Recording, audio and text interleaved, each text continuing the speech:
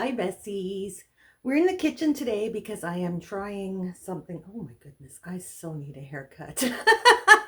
I have vowed I am not going to shave it myself. I'm going to see an actual hairdresser. We'll see how that holds up. Anyways, I accidentally made this colorway and I love how moody it is. So this is teal and salmon, and I dyed it on some BFL roving I have, and I loved how moody it was. So I wanted to make more, and I wanted a little more orange in it. So I tried, but I ended up with this really bright colorway. Now, I don't hate this, but I wanted this. And there's a very big difference between the two tones here, right? This one is not moody. This is moody. So I think I have figured out what I'm going to do. So I have got some BFL roving ready here, and we are going to attempt to recreate this. I'm pretty sure I got it, but let's find out for sure. I'll just adjust the camera and let's get started. So here's our BFL roving. I did let it soak for a few minutes, but it still needs more water. So I heated up some water and I've mixed it with my citric acid. Just going to get that all mixed in.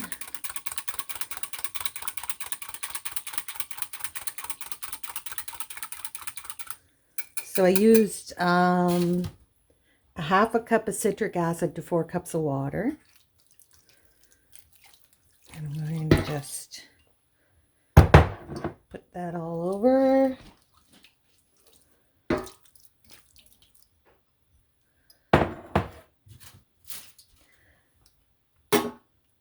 Push that down.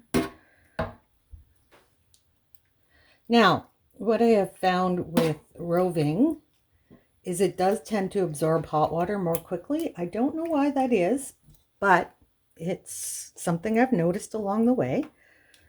All right, I'm going to let that soak up that citric acid water. I'm going to put that to the side while I prepare my dyes. So this one is my salmon, and I've used a 1/4 teaspoon, and I'm going to do the same with the teal. These are my Acme acid dyes that I'm using.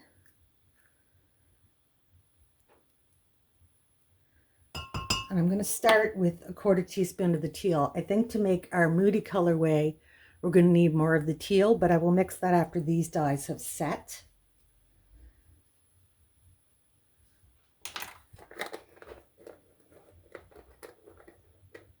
Oh, I can hear Bobo getting into trouble.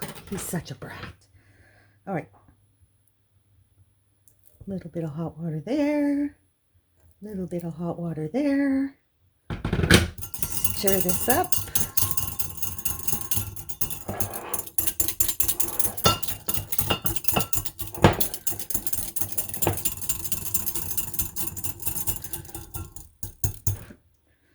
And bring that up to 300 milliliters.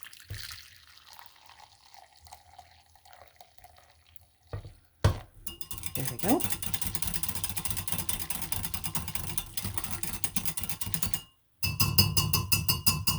Just gonna go rinse my whisk.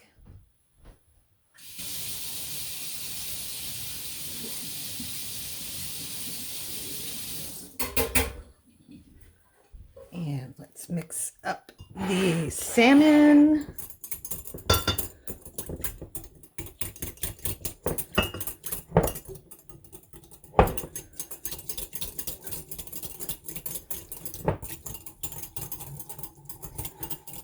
Now, the teal tends to overwhelm the salmon, and I'm going to dye less of the salmon than the teal. So I'm only going to use 150 milliliters of the salmon. So same amount of dye, but less water. So it'll be more concentrated in the dye bath.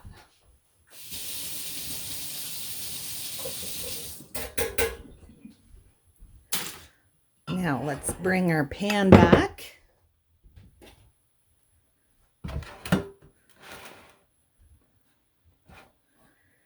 And just push this fiber down a bit. You can see again, the sunlight's coming through my kitchen window.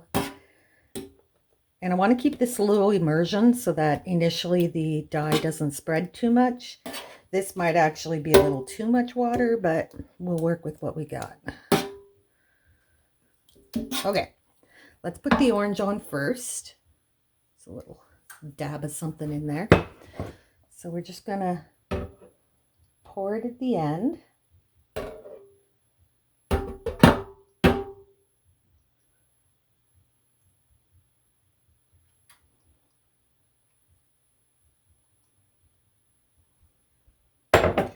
And I'm not going to move that roving at all. I'm just going to let that all soak in at the ends.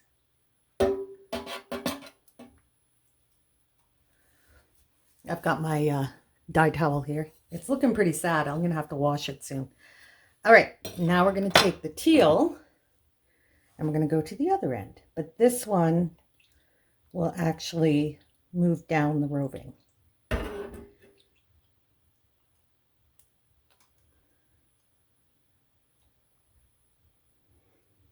All right.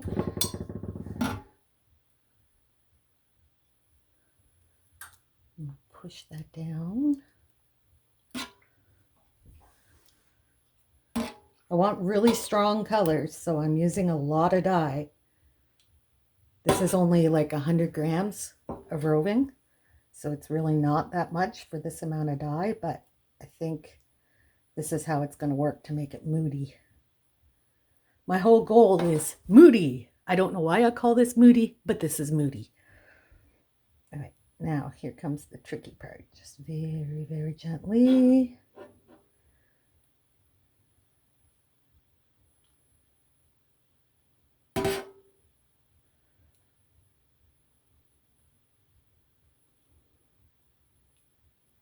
Right, then we'll just kind of separate here.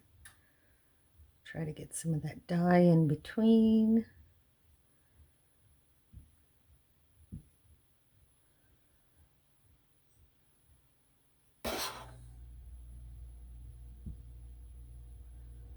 My neighbors are roofing, so you might hear the noise in the background. I don't mind that, except that they started at 6:30 on a Sunday morning. It's like, thank you so much for waking me up so early.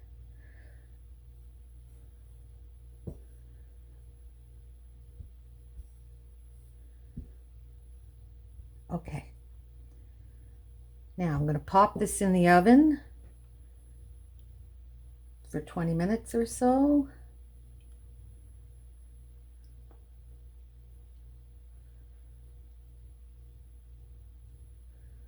Okay. Now this is how I made this colorway. And what we want is the Moody. So I'm going to let this one cook until it's mostly absorbed. Then I'm either going to just draw the green into the orange, or I'll mix up some more teal, and splash that over the orange. But for the moment, I want to try to let these colors strike and settle into the the roving. Gosh, words are hard this morning. So I'm going to get this in the oven and we'll be back. First setting in the oven is done. Holy, that looks vibrant on camera. Let's see how much of the dye. Actually, it absorbed quite a bit. I didn't expect it to go that well. All right, so we're just going to move this around a bit so it can absorb the last of that dye.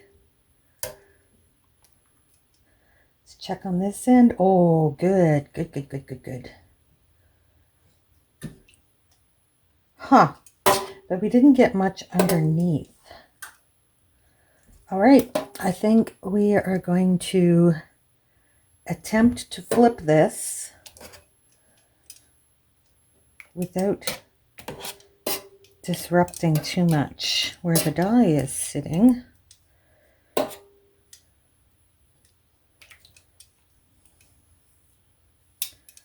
Kind of what I wanted is that really intense orange.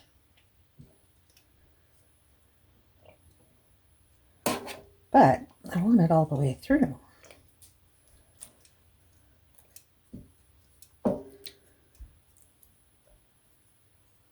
Trying to flip just the orange part and not so much the teal part.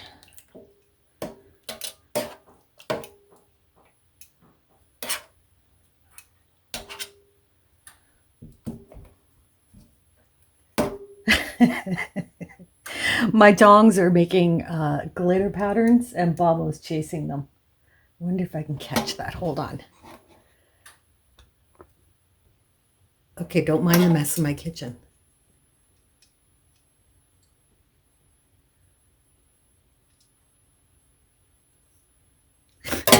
Okay, he's bored now. I'm going to have to mix up more of that salmon. So I've got the kettle on. Now, I used a 1/4 teaspoon for that. I think I will drop it back to 1/8 of a teaspoon for the rest of it.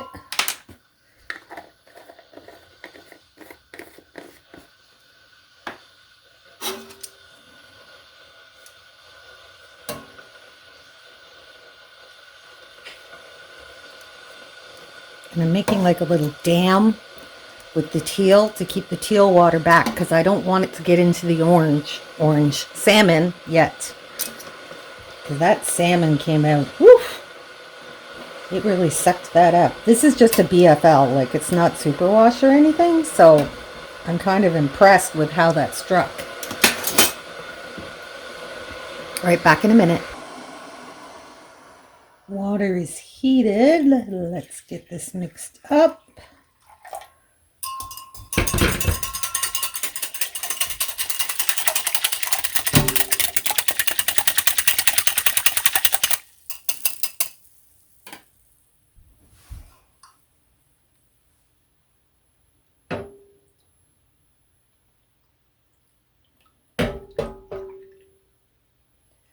There, that's perfect. Bubble approved. Now, I'll pop this back in the oven. Probably only take 15 minutes or so. It's nice and warm now, so it should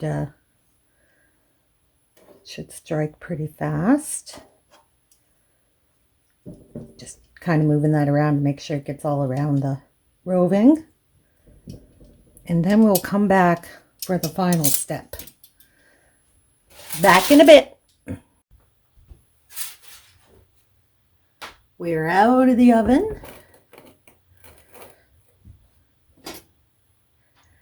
And I believe most of that dye has absorbed. It has. Perfect.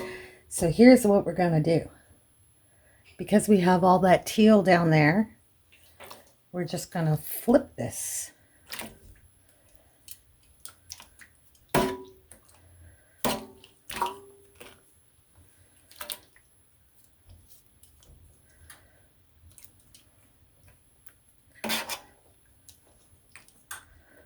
Wrestle my fiber around here.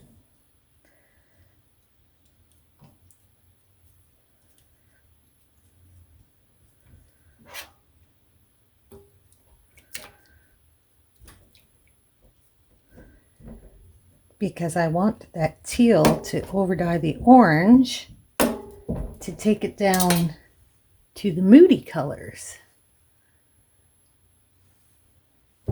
as opposed to the brights.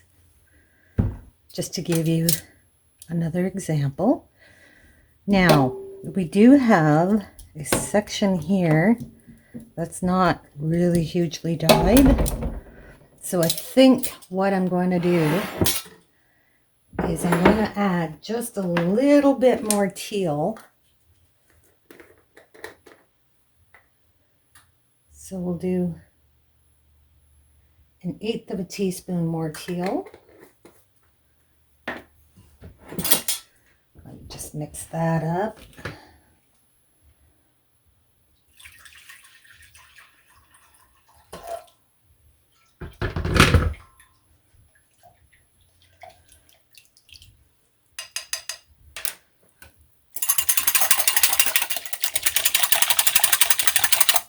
So I added 1/8 of a teaspoon to 200 milliliters of water.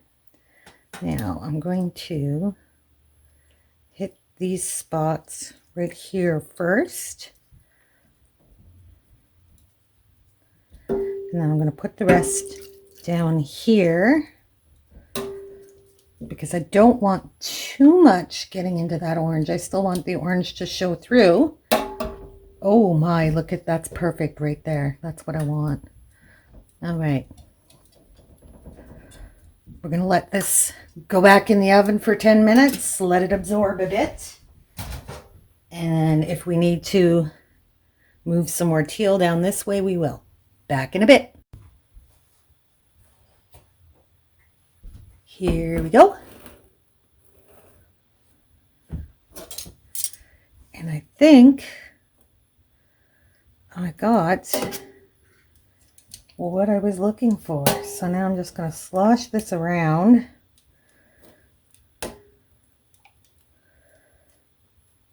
So that any of that loose teal is suspended.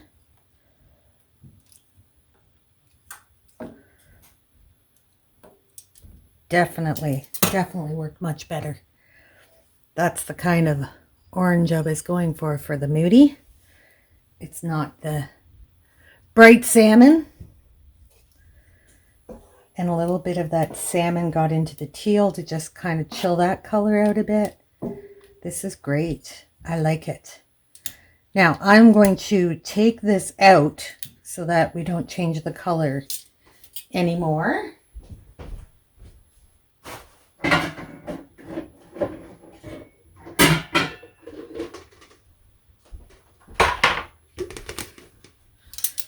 And I'll just give it a really good bath to get any of that loose color out. There we go.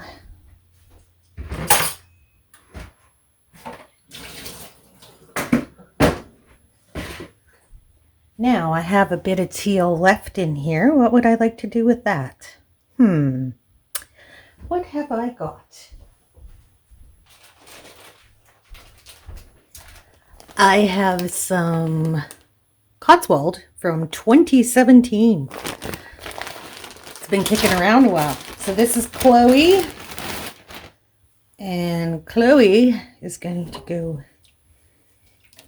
into the bath. Chloe has some very, very dirty tips. Now, 2017 was when I first started working with fleeces. So I don't think I scoured this all that great.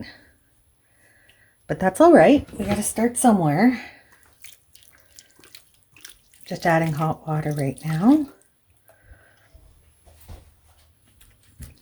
So we have a bit of that teal in there. What would we like to mix with it? Because you know I'm not just going to go with one color. I think we're going to use some magenta, just for fun. You know, because I like to mix it up. Ooh, look at that. Ooh, so pretty.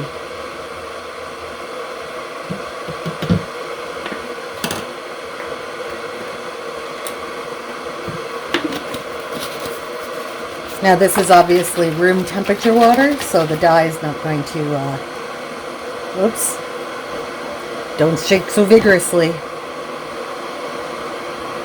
Actually, that's good color.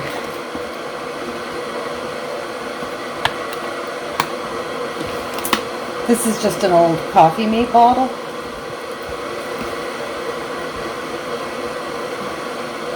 Wow, I made a mess. Oh, coordinated as usual. There was a little bit of teal left in the cup, so we'll pop that in there.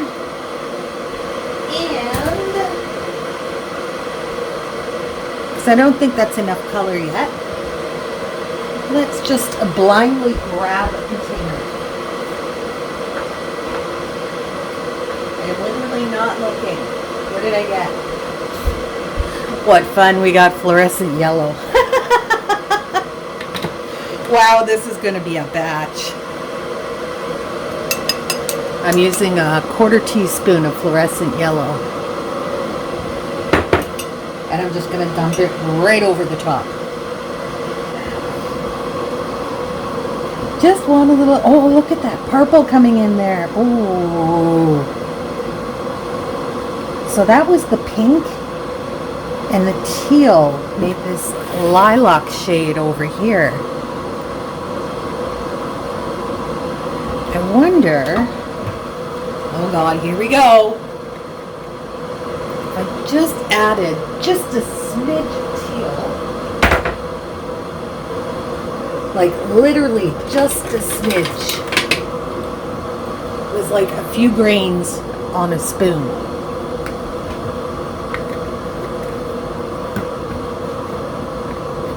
I'm gonna mix.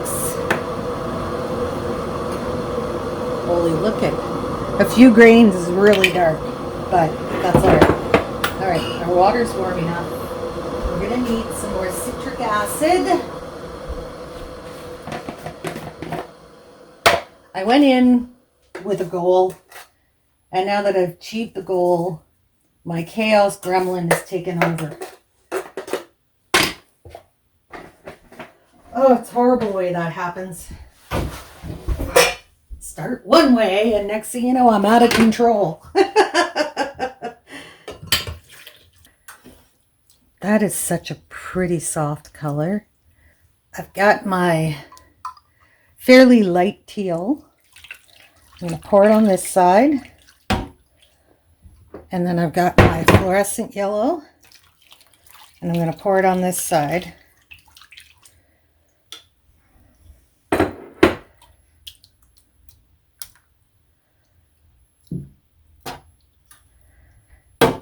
Oh, the chaos is just making me so happy. I love this. This is just... So what was that? That was magenta and teal. Guess what we're going to be doing, guys? A magenta and teal, because this is gorgeous. Wow, I am just, wow. Okay, I'm going to stop ranting and pop this in the oven. We'll be back. Chloe's been cooking for about 20 minutes. And look at this. Hold on. There. Wow. This is the most beautiful chaos I've seen in a long time. Oh my. Look at. Wow.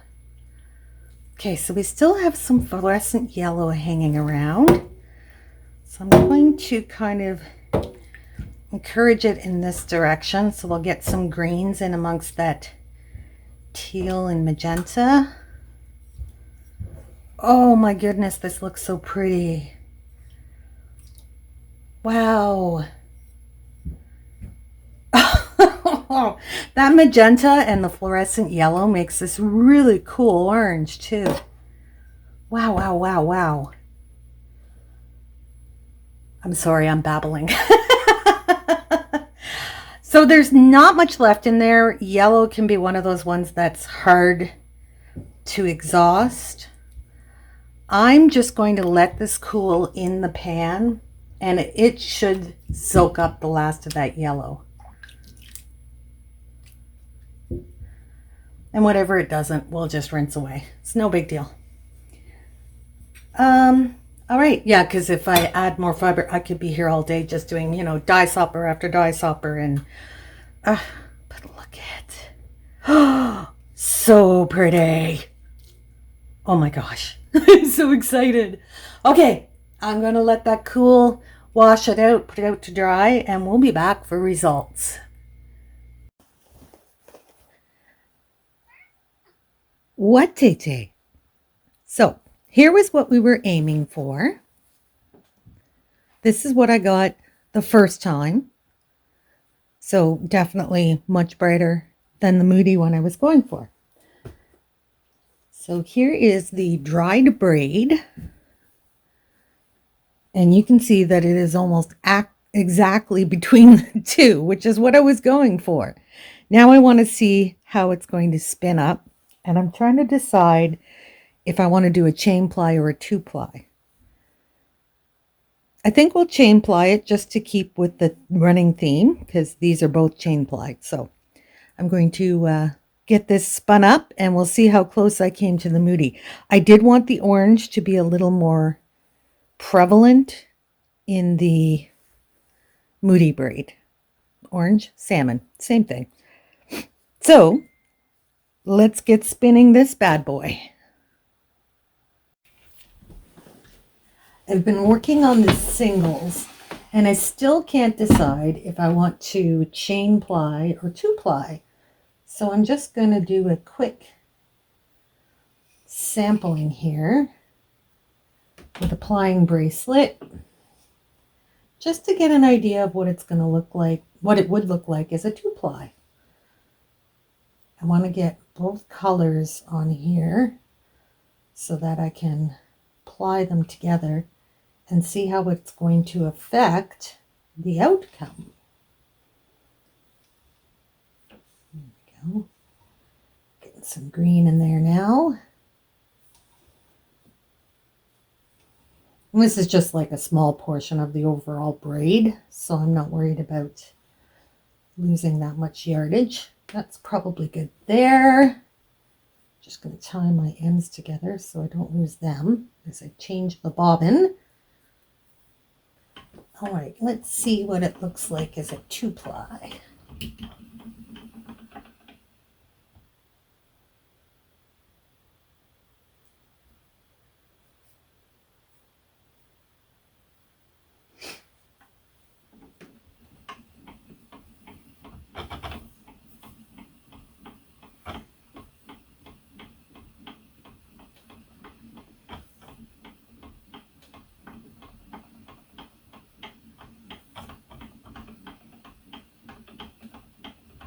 Now, if I was doing the whole thing, I would definitely increase my twists per inch, but like go to a smaller whirl.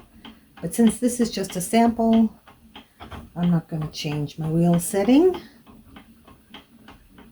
I will just ply slower.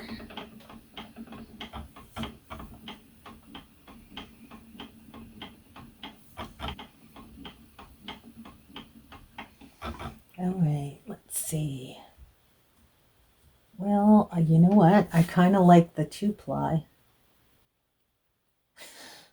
Let's do some chain ply as well and determine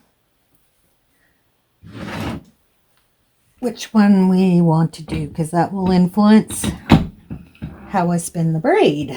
All right, I'll grab this, pull that through there, and we will chain ply for a bit till we get both colors.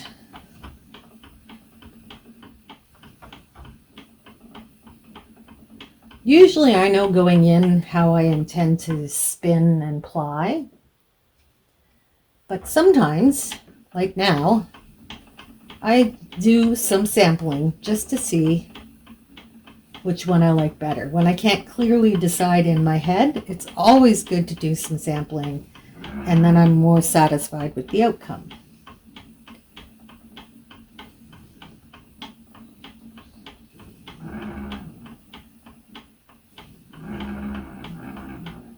It's an interesting noise my bobbin is making.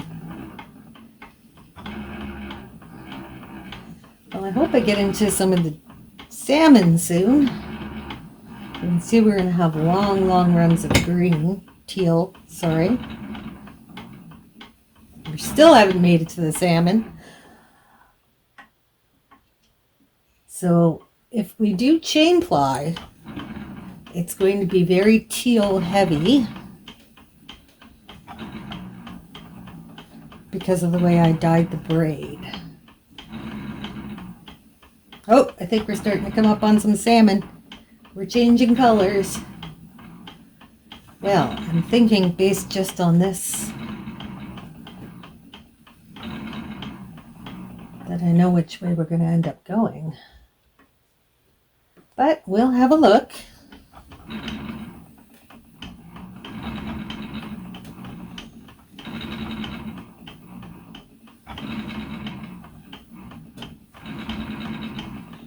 Alright, so we are getting quite a long run of this salmon.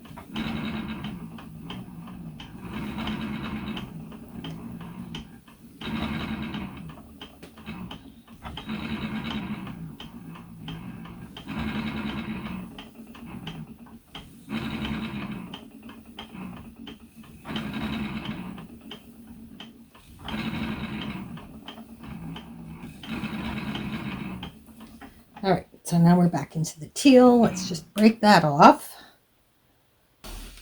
Now normally I would use just the body naughty, but I want to lay it very carefully next to each other so I can compare the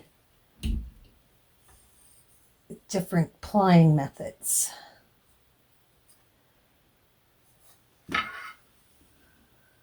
So I'm going to very, very slowly wrap this so that I am laying each color right next to it. All right, we have it on our nitty naughty. So you can see these bottom strands are the 2-ply and the top strands are the chain ply. So the chain ply is going to end up with these long runs of color, which, you know what? I think I prefer the 2-ply. But let's work up a really quick swatch and see how it looks in an actual project. But I'm leaning towards the 2-ply more so than the chain ply, which I didn't expect. Hold on. Well, I was hoping this would clarify things for me, but I still can't decide. This is the 2-ply swatch, and you can see from a distance how the color blending works. And this is the chain plied swatch. Definitely more blocks of colors with these transition shades.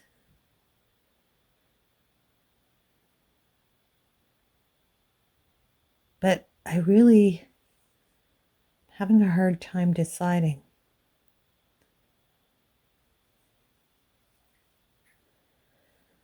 Now these weren't like big swatches, so the pops of the salmon are going to be smaller.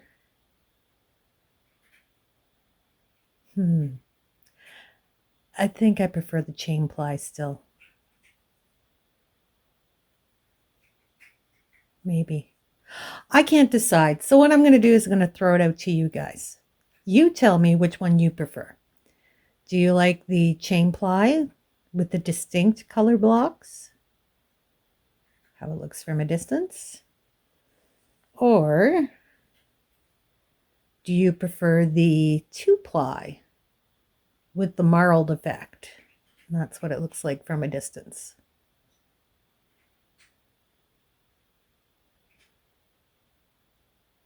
You guys decide and let me know, and then we'll finish this project. You know, sometimes I can't make my own decisions. So you let me know. For now, thanks for joining me, guys. Hope you enjoyed this, and please, please let me know your preference. I will tally up the votes and we'll go with that one. Thanks for joining me, guys.